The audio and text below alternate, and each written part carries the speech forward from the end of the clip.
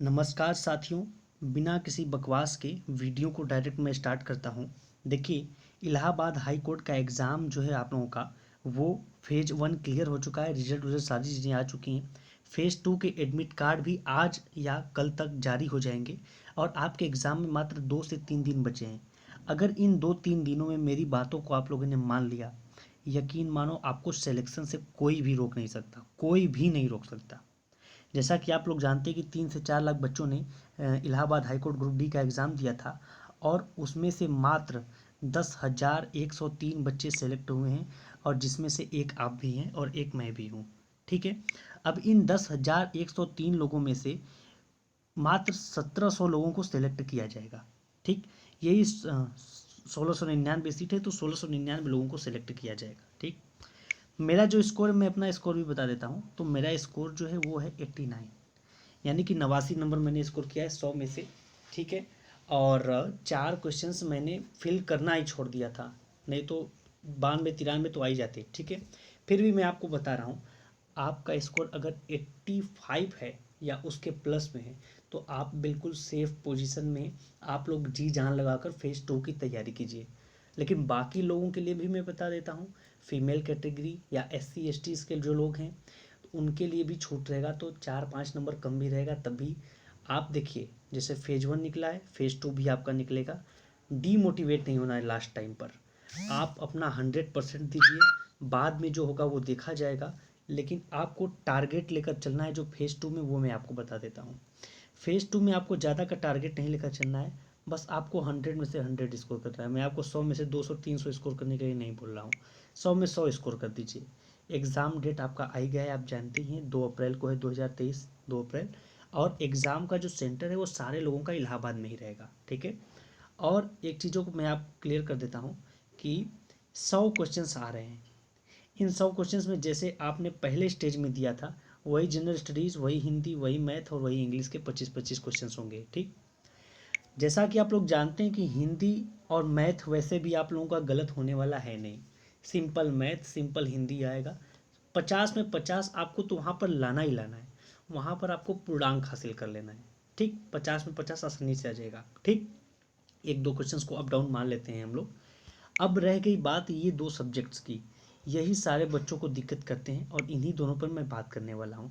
पहला सब्जेक्ट है आपका जनरल स्टडीज़ और दूसरा है इंग्लिश। ठीक। मैं आपसे बोलूँगा कि हिंदी को आप एक नज़र देख लीजिएगा। मैथ्स के कुछ क्वेश्चंस अगर आपको मन के तो प्रैक्टिस कर लीजिए थोड़े कॉन्फिडेंस के लिए। अन्यथा आपको इन दोनों विषय को पढ़ना नहीं है लास्ट टाइम पे। आप GS पर और इंग्लिश पर फोकस कीजिए, मैं आपको यही बोलूँगा। ठीक है। अब जनरल स्टडीज़ में भी जब आपने दिया था पहले, तो आपने देखा था कि वहाँ पर 5 क्वेश्चंस रीजनिंग से पूछे थे और इन 5 क्वेश्चंस में से जो 3 क्वेश्चन थे वो सीरीज बेस्ड थे और 2 तो कथन और कार्ड संबंधित, यानी कि स्टेटमेंट वाले क्वेश्चंस थे। ठीक है। और ऐसे क्वेश्चंस आगे भी आ सकते हैं कि GS में आपको 4-5 क्वेश्चन दे देगा GK का, रीजनिंग का, तो आ सकता है। इसीलिए इसके लिए आप तैयार रहिएगा और ये सिंपल सिंपल रहेंगे, इसमें आप गलत नहीं करेंगे। कंप्यूटर से 2 क्वेश्चन जैसा कि आप लोग जानते हैं कि दिया गया था। ठीक है।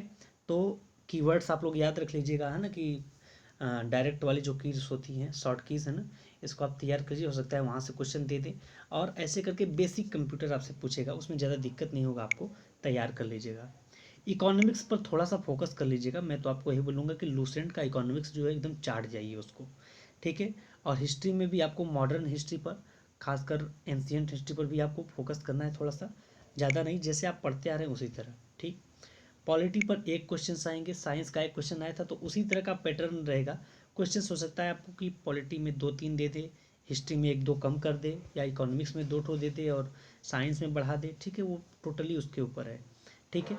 आप लोग ये सब पढ़ लीजिएगा कि वाइटामिन में कौन कौन से वाइटामिन होते हैं, उनका नाम क्या है, ये सब भी क्वेश्चन बन सकता है। बायो से, साइंस वाला क्वेश्चन जो है बायो से आ सकता है आपके लिए। ठीक है। जियोग्राफी से 4 क्वेश्चंस बने थे, तो 2 या 3 क्वेश्चंस तो इस बार भी बनेंगे ही बनेंगे। और स्टैटिक पोर्शन से भी 1-2 क्वेश्चंस आते ही आते हैं। ठीक है। जैसे आप दिए थे, सिंपल क्वेश्चंस रहेंगे, थोड़ा सा घुमा कर दे सकता है। एक चीज़ मैं आपको बता देता हूँ, कोई भी आपको नहीं बताएगा।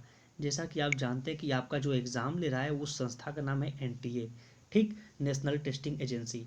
ये क्या करता है कि ये टाइप करवाता है सारा मटेरियल टेस्ट का इंग्लिश लैंग्वेज में, और पता नहीं चला, मतलब अंतरिक्ष से ही, मंगल ग्रह से जाकर टाइपिंग को हिंदी में करवा के आता है। ठीक है, ट्रांसलेशन इतना भद्दा रहता है, इतनी गलतियाँ रहती हैं कि आप कंफ्यूज हो जाते हैं कुछ वर्ड्स में, इसीलिए हिंदी मीडियम के बच्चे पिछड़ जाते हैं।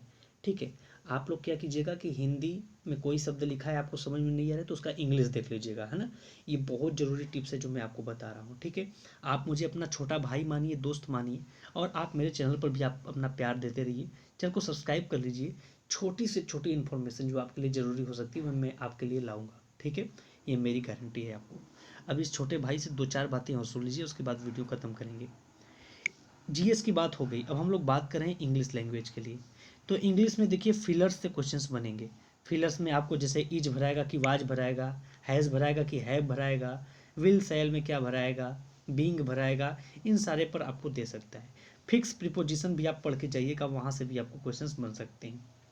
इसके बाद टेंस आइडेंटिफाई करने के लिए भी आपको 1-2 क्वेश्चन दे सकता है कि बताइए जो टेंस है वो क्या है, फ्यूचर इंडिफिनिट है, पास्ट इंडिफिनिट है, पास्ट परफेक्ट है, फ्यूचर परफेक्ट है। तो 12 टेंस का आप थोड़ा सा नियम देख लीजिएगा कि इसमें कौन सा हेल्पिंग वर्ब यूज होता है, ये देख लीजिएगा। आपको इम्प्रूवमेंट के भी 2 क्वेश्चंस दिए जा सकते हैं, जैसे दिया गया था शुरू में। ठीक है, कि यहाँ पर ये एक फ्रेज है तो इसके यहाँ पर क्या हो सकता है दूसरा फ्रेज, कुछ ऐसे क्वेश्चंस या इम्प्रूवमेंट के लिए जो क्वेश्चंस आते हैं वो आपको दे सकता है। इसके अलावा वोकेबुलरी आप तो ज़रूर पढ़कर जाइए, क्योंकि वहाँ पर वन वर्ड सब्स्टिट्यूशन से 2 क्वेश्चंस बने थे। ठीक है, आगे भी आएंगे। तो आप एसएससी एमटीएस लेवल का जो वोकेबुलरी रहता है उसको ज़रूर देख लीजिएगा। ठीक है, इसके अलावा जो मिस स्पेल्ट होते हैं, कुछ वर्ड्स होते हैं ना, जैसे इम्पोर्टेंट लिख देता है ना, नेसेसिटी लिख देता है और गलत लिख देता है उसका मीनिंग, तो मिस स्पेल्ड को करेक्ट करने वाले क्वेश्चंस बने थे। आगे भी आएंगे, सिनोनिम्स से और एंटोनिम्स से भी 2-2 क्वेश्चंस पूछे जाएंगे। तो आपको वोकेबुलरी पर पूरा फोकस करना है।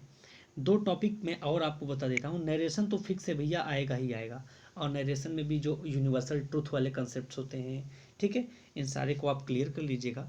एक चीज़ मैं आपको और बता रहा हूँ कि आप एक्टिव वॉइस और पैसिव वॉइस भी पढ़कर चले जाइएगा। ठीक है, यहाँ से भी क्वेश्चन वो बना सकता है, फ्रेम कर सकता है। इसके बाद क्लोज टेस्ट और पैसेज, ये तो फिक्स रहेंगे ही रहेंगे, इनका रहना तय है। ठीक है, क्लोज टेस्ट में काफ़ी सारे बच्चों को दिक्कत होता है, तो इसके लिए आप किसी एक टीचर को देख लीजिएगा यूट्यूब पर, जो क्लोज टेस्ट के बारे में अच्छे से आपको जानकारी दे दे। मैं आपको रिकमेंड करता हूँ एक टीचर हैं गोपाल वर्मा सर। ठीक है, आप नाम जानते होंगे इनका। तो गोपाल वर्मा सर से आप लोग क्या कर लीजिएगा, थोड़ा सा उनका वीडियो देख लीजिएगा क्लोज टेस्ट के ऊपर कोई है तो। ठीक है, और पैसेज जो है ये आपको प्रैक्टिस से ही सॉल्व करने आएगा। ठीक है, अब मैं आपको बता देता हूँ कि टाइम जो है इसका भी आपको बहुत ज़्यादा ध्यान रखना है। ठीक है, जो बीच बीच में इन्विजिलेटर्स लोग आते रहते हैं, है ना, अंगूठा लगाना हुआ, साइन करना हुआ, उसके बाद गोला भरना होता है उन लोगों के सीट्स में, उसमें बहुत टाइम ज़ाया होता है। 5-7 मिनट मेरे उसी में खर्चे हो गए थे, नहीं तो मेरे 3-4 नंबर और इंक्रीज हो जाते दोस्तों। ठीक है, तो स्पीड पर ध्यान देना है, आपको एक्यूरेसी पर ध्यान देना है। गोले को तो बहुत ध्यान से भरिएगा। ठीक है, OMR सीट एकदम अच्छे से फिल कीजिएगा, भले थोड़ा टाइम लग जाए। ठीक है, और क्वेश्चंस को ठीक से ध्यान से कीजिएगा, है ना। और बाकी सारी चीज़ों को मैं आपको बताता रहूँगा। तो बाकी के अपडेट से जुड़े रहने के लिए और इस वीडियो को अंत तक देखने के लिए आपका बहुत बहुत धन्यवाद। चैनल को सब्सक्राइब करके बेल आइकन प्रेस कर लीजिए। अब आप देख रहे हैं मैं रात के समय, बताइए 12:15 बजे वीडियो बना रहा हूँ। ठीक है, मात्र आप लोगों के लिए। ठीक है, और ठीक है, इस चैनल को सब्सक्राइब कर लीजिए और मेरे मेहनत को थोड़ा सा सराहिए, उसकी प्रशंसा कीजिए। मिलता हूँ आपसे अगले वीडियो में। गवर्नमेंट जॉब में छोटी से छोटी और बड़ी से बड़ी सारे एग्जाम्स की जानकारी मैं आप लोगों के पास पहुँचाऊँगा। अब से मैं अपने चैनल पर कंटिन्यू रहूँगा। मिलता हूँ आपसे अगले वीडियो में। जय हिंद, वंदे मातरम दोस्तों।